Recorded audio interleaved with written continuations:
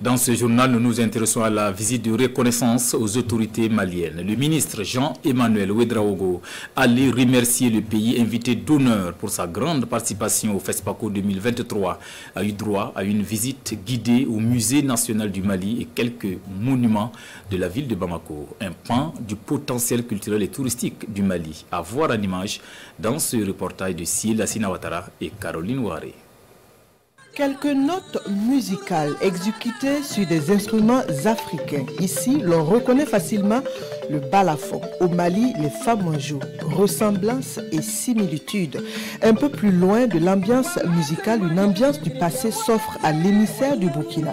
Le Musée national du Mali semble n'avoir oublié aucune trace du passé des peuplements maliens. L'on estime à 7300 le nombre de pièces exposées en ces lieux. La visite de ce musée-là nous a permis de découvrir des pièces d'histoire, des masques, des statues et bien d'autres objets dont certains ont plus de 1000 ans et qui témoignent de la richesse de l'histoire du Mali, des peuples du Mali. Et ce qui est frappant quand on fait le tour pour découvrir ces objets, c'est surtout de voir les communautés auxquelles ils appartiennent. Ce sont des Sénoufos, ce sont des Bobos, ce sont des Dogons, ce sont des Bamana. Cela conforte aujourd'hui tous les discours qui tendent à montrer que de part et d'autre, c'est un seul et même peuple. Parce que c'est la même culture qu'on retrouve au sein des peuples ici au Mali, au sein des peuples au Burkina Faso.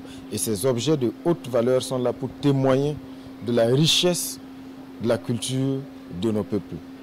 Puis la visite de la diversité culturelle et touristique du Mali se poursuit avec quelques monuments de la ville de Bamako.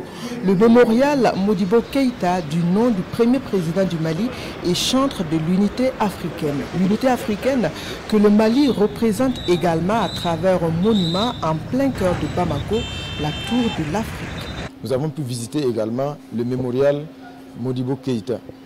Là également, je pense que ce mémorial-là également une pièce de l'histoire de l'Afrique de façon générale. Parce que le père du Mali indépendant, Modibo Keïta, était un Malien, un Soudanais à l'époque, mais surtout, c'est un panafricaniste. Et les idées qu'il a portées toute sa vie, ce sont des idées qui restent encore d'actualité. Et pour finir, on a visité également la tour de l'Afrique, qui se dresse sur une hauteur de près de 50 mètres en plein cœur de la ville de Bamako. Et c'est une tour aujourd'hui qui, à la suite bien sûr du symbole que constitue le mémorial Modibo Keïta, vient rappeler toujours cette nécessité pour les peuples africains de se mettre ensemble. En tout, Bamako compte 58 monuments dont 31 classés patrimoine national, parmi lesquels celui de Daniel Ouézen Koulibaly.